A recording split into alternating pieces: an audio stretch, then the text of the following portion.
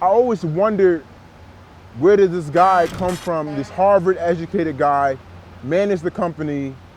Why did he take everything he had in his life and create this organization for us? There have been a ton, an absolute ton of kids who we have, who we've worked with, who I'm extremely proud of.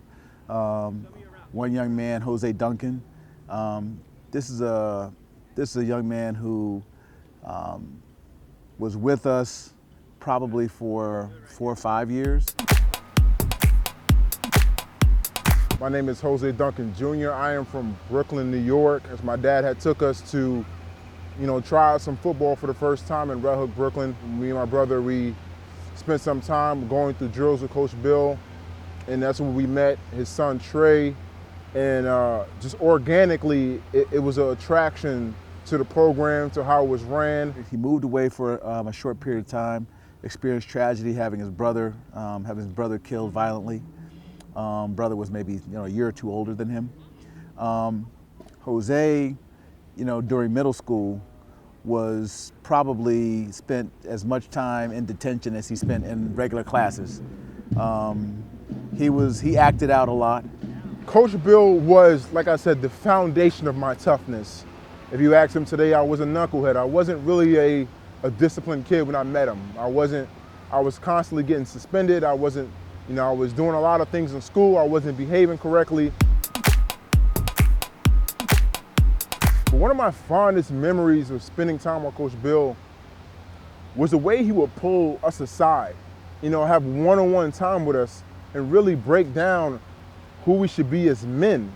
When he spoke to us, you knew it was coming from a genuine place. We saw how he coached his son, Trey Solomon, and he never coached him differently than he coached the rest of us. I think he had this long-term vision for us as men. Jose's father was also a former football player and looked like one. He was about 6'3", 6'4", probably 240, 260 pounds, a very, very large man.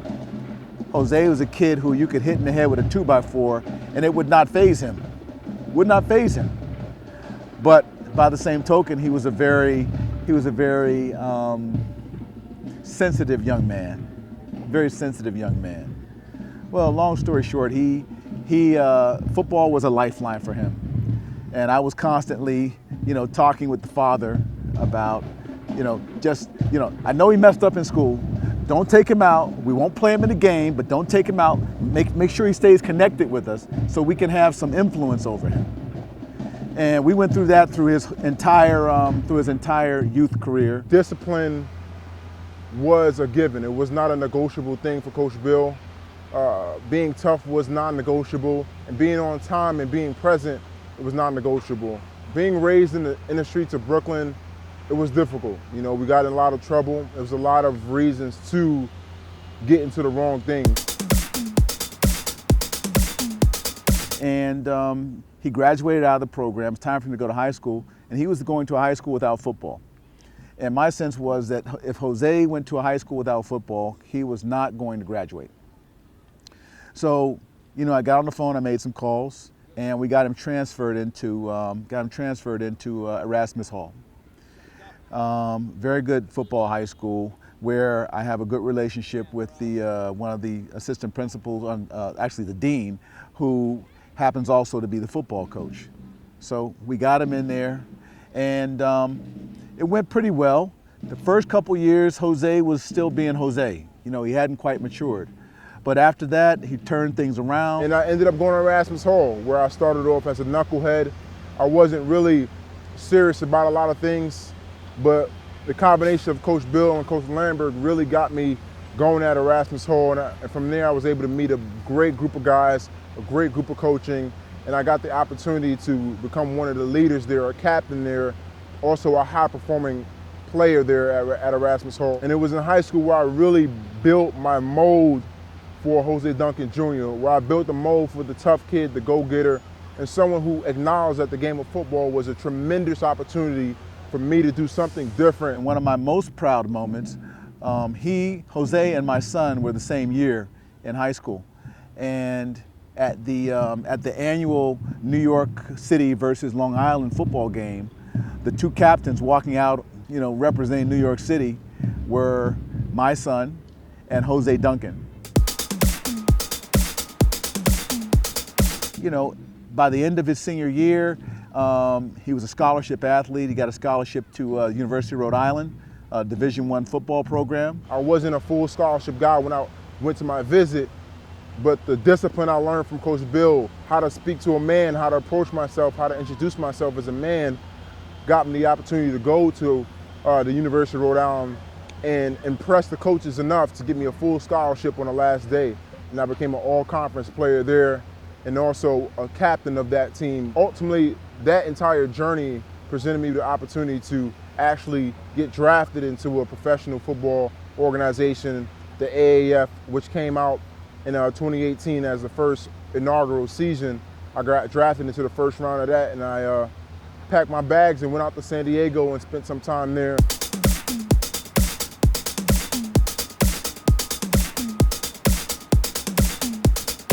And today, Jose is an inspirational speaker. He's writing a book. January 2019, I was released from my first professional football job. I was handed my last check. I had to hand my playbook in. And on a plane ride home, I just lost my stepmom to a stroke. She passed away 2 days before I headed out to camp. And when I got cut, all the emotions I felt on that plane ride home crushed me. When you play this game of football for such a long time, 17 years where I was, and it's no longer part of your life, you go through this identity crisis and not knowing who the hell you are, what are you gonna do, what are you worth. In life, things happen that we do not expect.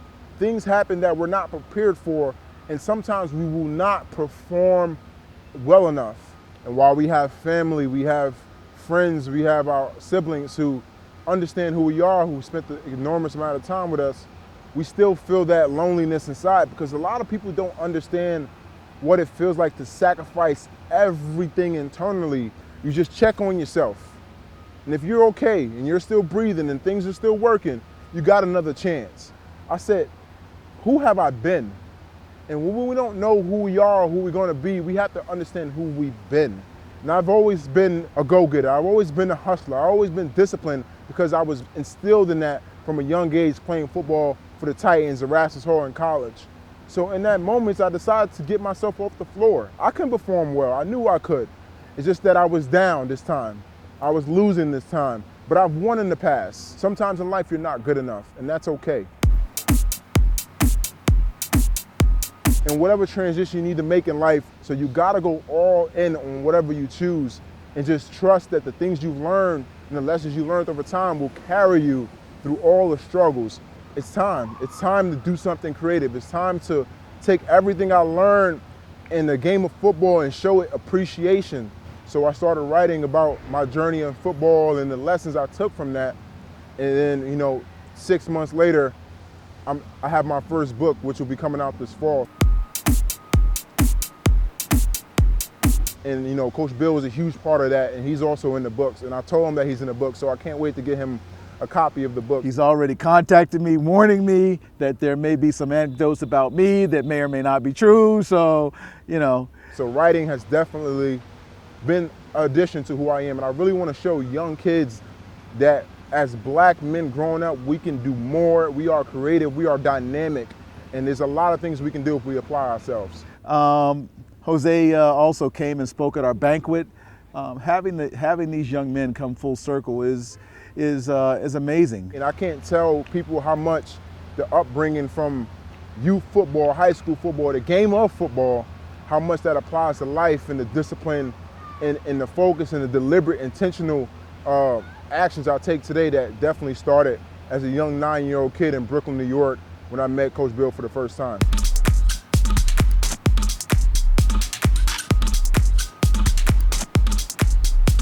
I never felt like I was the most talented player on the field. I never was. I was never the most talented. I wasn't the fastest. I wasn't certainly most athletic. I wasn't the strongest. But one thing that really worked for me is that I had a willingness and a patience to me. And I was willing to stick out the tough stuff to make it through. So The biggest thing is deciding if you love this thing that you're doing. Life will take you through a lot of transitions, but if you love what you're doing in the moment, you're loving it, you'll find ways to understand how to run fast, stop on a dime, catch a football, run and tackle. These are precise movements that require a lot of intelligence that people don't acknowledge us as football players. And that intelligence of knowing when to shift, pivot, the toughness, the grit, the discipline you learn early on, every career field requires that. Just like starting football from age 8 all the way up to age 23 for me, that's a lot of years. And that same amount of patience, that 15 years of patience, you must take to any other career field. And when you're starting something new, you gotta be that kid that walked on the field for the first time again. And you have to be wide-eyed and willing to learn and willing to fall down.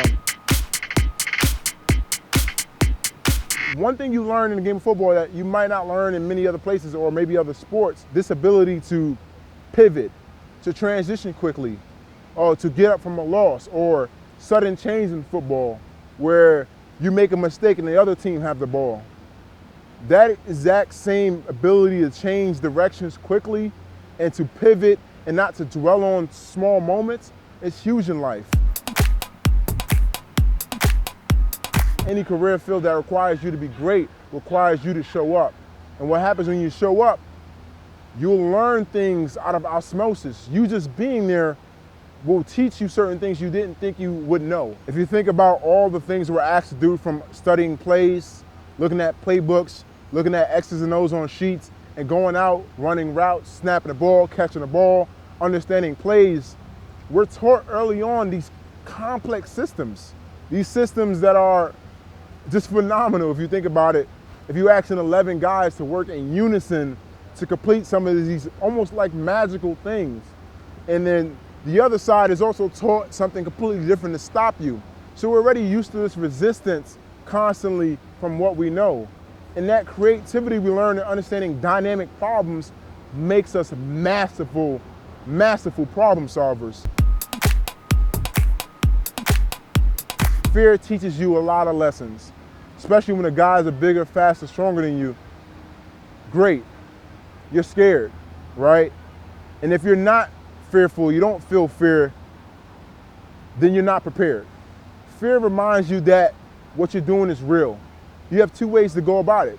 You can feel the fear and run, or you can feel the fear and step into it. The worst case scenario, you'll come out stronger.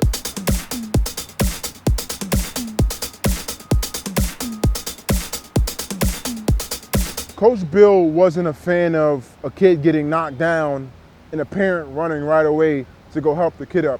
What Coach Bill was a fan of taking 2 steps back and watching that kid and seeing what that kid's gonna do.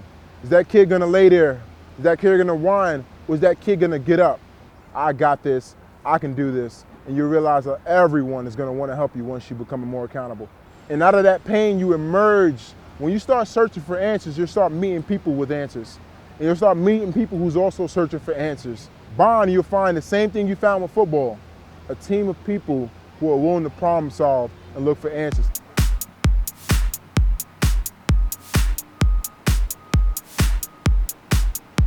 The best player or the worst player, everyone matters. And when you treat everyone like they matter, you'll build this bond as teammates. You'll build this connection, this brotherhood, this fraternity-like structure that no one can ever break. The kids that you're playing football right now with, you're gonna be friends with them for life.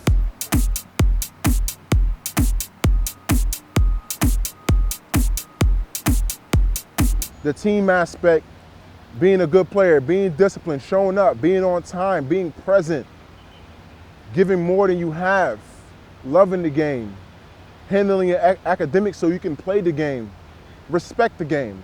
And there's a certain level of integrity that you must go about when you wear Brooklyn Titans uniform, when you wear your uniform into school.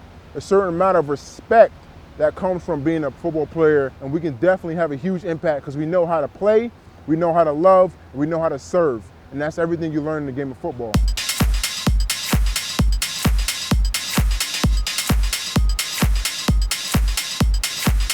appreciate Coach Bill for everything he's done for me.